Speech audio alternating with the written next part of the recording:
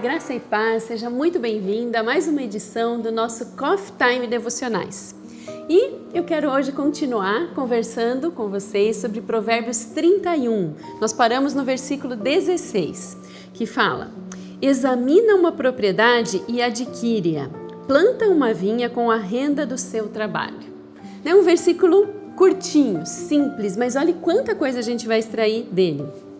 Examinar, ele dá uma ideia de algo complexo, algo profundo. Não é simplesmente analisar, pensar, mas é ter uma ideia e então fazer acontecer. Olha que maravilhoso. Então diz, examina uma propriedade e adquire-a. Percebe que tem ação nesse trechinho, né? Ela examina, ela tem a ideia e ela adquire. Ela conclui aquilo para que ela se propôs. E esse texto como um todo, né, se a gente olhar esse versículo, ele fala da materialização das promessas de Deus na nossa vida. De tudo aquilo que a Bíblia diz a nosso respeito, aquilo que ela diz que é a vontade de Deus, que a gente viva, experimente, usufrua todos os dias da nossa vida, ele reflete isso. Examina uma propriedade e adquire-a. Planta uma vinha com a renda do seu trabalho, com o fruto do seu trabalho, com o lucro do seu trabalho, diz em outra versão da Bíblia.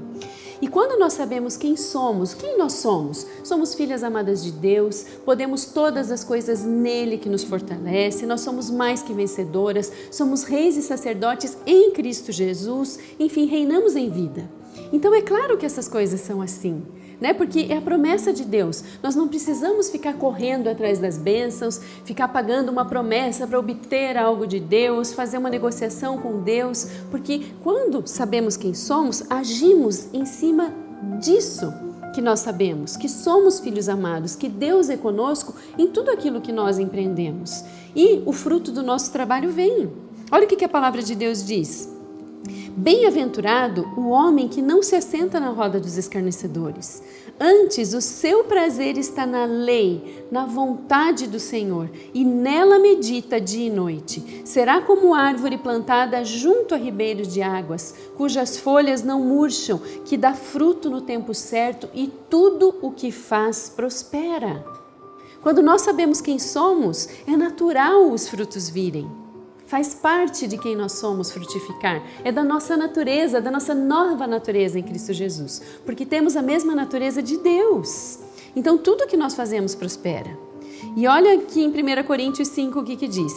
Paulo dizendo, né? Eu sempre dou graças ao meu Deus a vosso respeito, a propósito da sua graça que vos foi dada em Cristo Jesus, porque em tudo fostes enriquecidos.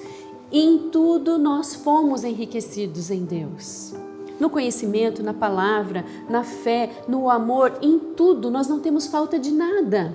E na Bíblia, essa palavra enriquecidos, ela se refere tanto a enriquecimento espiritual, mas também material. Muitas vezes as pessoas dizem, não, mas isso está falando espiritualmente. Lógico que nós somos abençoados e enriquecidos espiritualmente, mas especificamente no texto também se refere a bênçãos materiais. Nós não precisamos ter aquela mentalidade antiquada de que porque amamos a Deus, porque servimos a Deus, um monte de coisa nós não podemos e devemos viver uma vida de penitência, de sacrifício, de não podes. A vida em Cristo Jesus é abundante, é ilimitada. É isso que Ele tem para que nós experimentemos todos os nossos dias, em todas as áreas da nossa vida.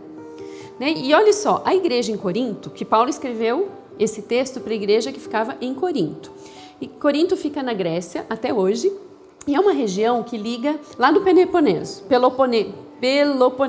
Ela conecta, né, Corinto até a Grécia Central e também a Europa. E na época ela era um grande centro cultural e econômico, conhecido de todo mundo. Era uma cidade muito famosa.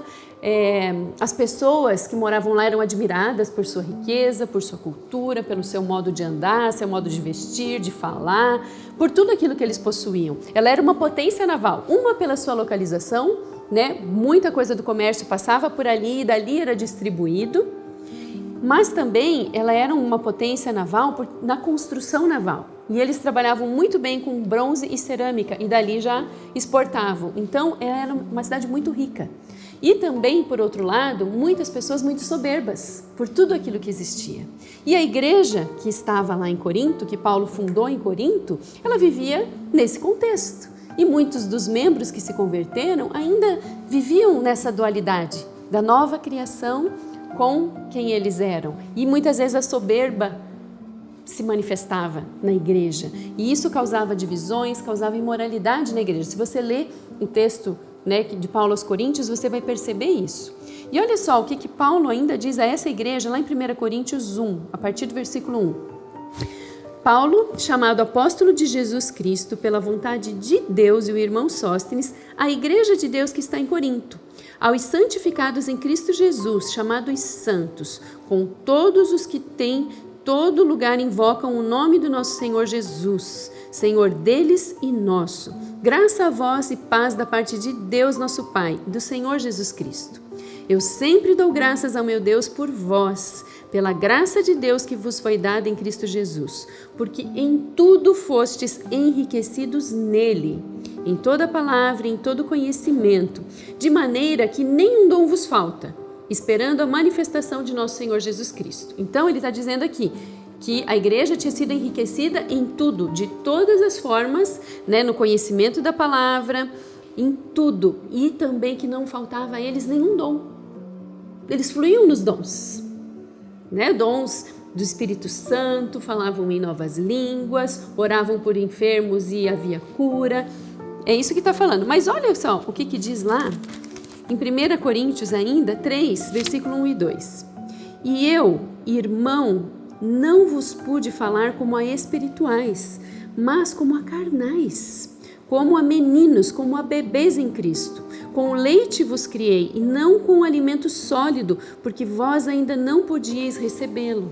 Percebe que apesar deles serem enriquecidos em todas as coisas, não terem falta de nada, fluírem em todos os dons, nenhum dom faltava a eles, Paulo ainda diz que eles eram bebês, que ele tinha que tratar eles como leite?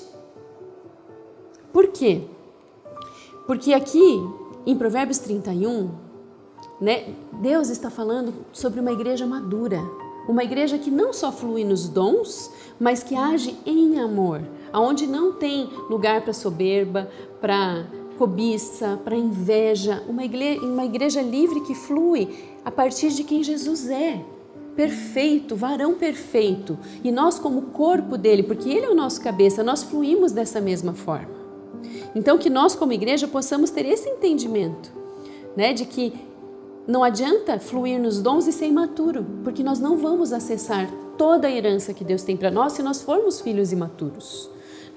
Um filho que a família tem condições e tem condições de dar um carro para ele. Se ele tiver 16, 17 anos, ele não pode tirar a carteira de motorista e ter acesso a esse presente, a essa bênção. Ele precisa ser maior de idade para poder tirar a carteira e usufruir daquilo que é dele. Não é verdade? Nós também em Cristo. Tem algumas coisas que nós só vamos acessar sendo filhos maduros, sendo uma igreja madura. Então, precisamos ter esse entendimento de viver e de semear para colher. Diz que ela planta uma vinha e colhe. Nós sempre semeamos na esperança de colher. E quando semeamos a palavra, que é vida, que é paz, que é alegria, nós sabemos que vamos colher este fruto. E aquilo que sair da nossa boca, ele vai prosperar, porque é isso que a palavra de Deus diz, que como filhos nós fluímos na autoridade de Cristo e podemos governar sobre a terra com aquilo que ele nos deu. Amém? Continue abençoadas e até uma próxima.